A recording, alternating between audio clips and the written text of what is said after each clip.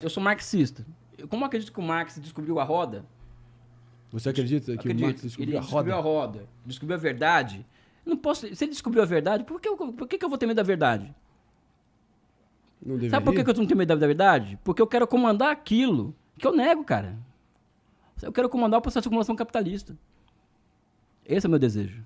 Se eu quero instalar o socialismo no Brasil, eu tenho que eu tenho que querer desejar o poder político no capitalismo. Hoje não tem o isso- socialismo no mundo, né? Tenho na China, né? Aonde? Na China. O quê? Tu acha que a China você considera a China um estado socialista?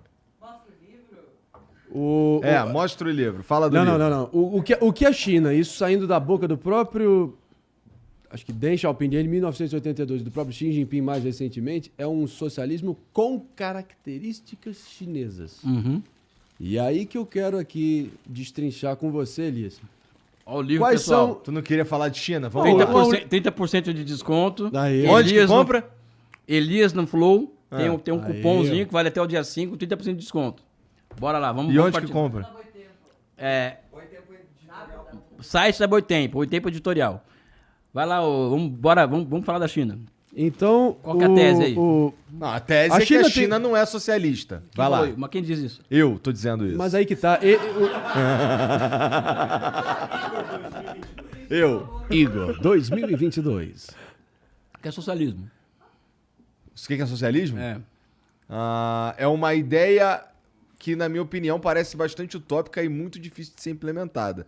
Tá. Socialismo é uma forma histórica. Vai. Tá. Por que eu falo que é uma forma histórica? Você me perdoe te interromper. Vai lá, Uma irmão. fórmula histórica, uma categoria histórica. Esse é teu parâmetro de apreciação do que significa o socialismo. É porque eu... Mas eu só vou te dar um insumo aqui, você pega ele e embute na tua resposta e vai que é tua, Tafarel. Beleza? Tá falando, não. Vamos pegar um goleiro do Corinthians, né? Vai que é tua, Ronaldo. Cássio, sou fã do Cássio. Cássio é foda. Cássio é foda. Cássio, Ronaldão dos anos 90.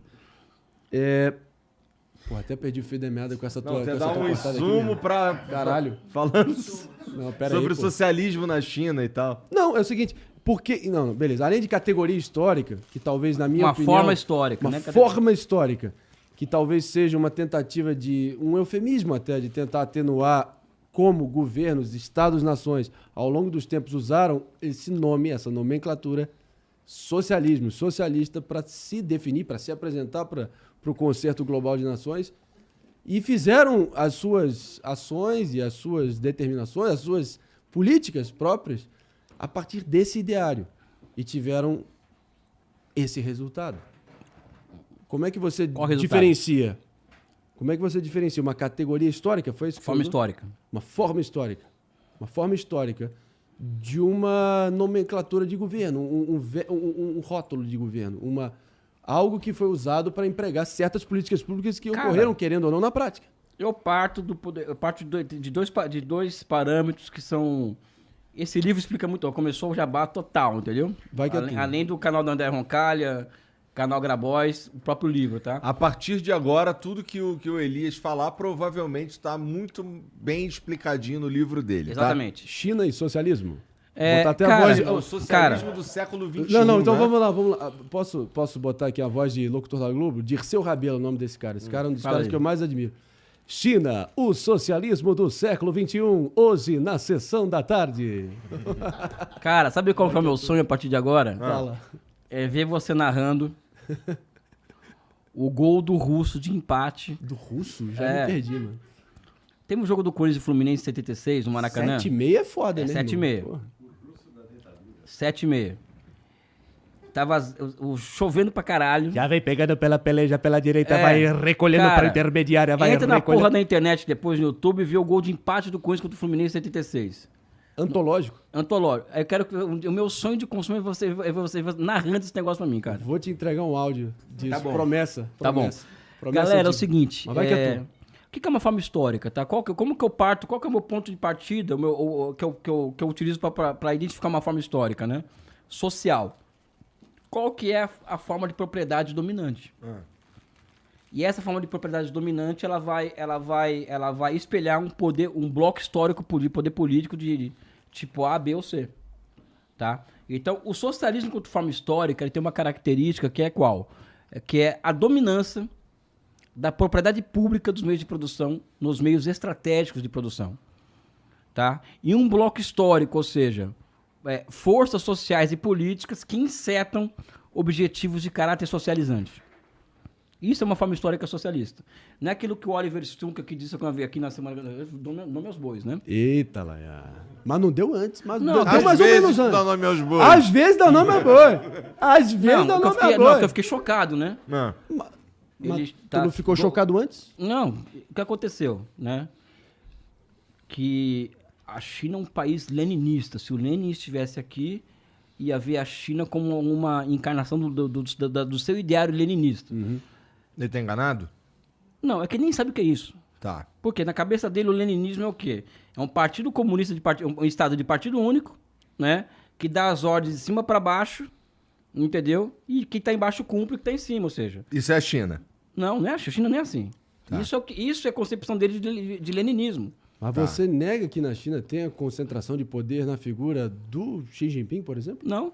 Não, Com o Politburo em volta dele? 7 Cara, em volta, 21 depois da eu já vou segunda chegar esfera. lá, mas eu só Beleza, quero dar o beleza. exemplo da... Vai que é tua, vai que Né?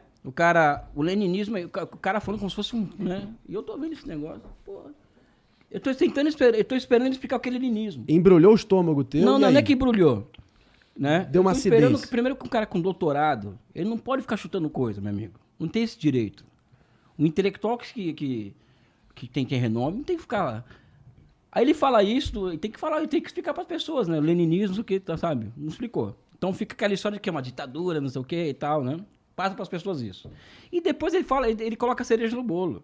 É socialismo, mas a China é cheia de capitalismo. Pessoal, como que um cientista social, com doutorado, famoso como ele, se expressa dessa forma?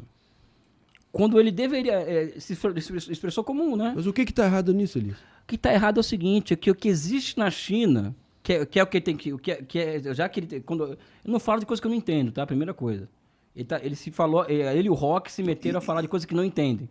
Né? Sim. Né? Eu sou um palpiteiro aqui. Você é um cara que tem lastro mas- e sabe o que fala. Não, tanto Mas ele... Olha, eu vou eu falar... tenho deixa- instintos. eu vou abrir o jogo aqui para você. Tanto ele Abra. quanto o Rock aqui, quando falaram da China, não falaram coisa com coisa. Qual foi o maior erro mais grosseiro que te fez ficar com azia ao ver o que Não, eles estavam falando? já vou chegar lá. Aí o cara fala... Não, tem muito capitalismo na China, pessoal. A sociedade, ela é um retrato da geologia, ou seja, as camadas geológicas elas vão se fundindo umas nas outras, gerando uma terceira camada. Ou seja, são combinações. Né? Nós estamos em cima de uma combinação de épocas geológicas anteriores. A sociedade também funciona desse jeito. Né? Então, na China, o que acontece é o quê? É a unidade de contrários, ou seja, é a combinação de formas históricas anteriores, historicamente antigas, mas que estão vivendo na mesma época histórica. Ou seja, existe capitalismo na China, existe socialismo, existe propriedade coletiva, né? Só que tudo isso combinado um com o outro.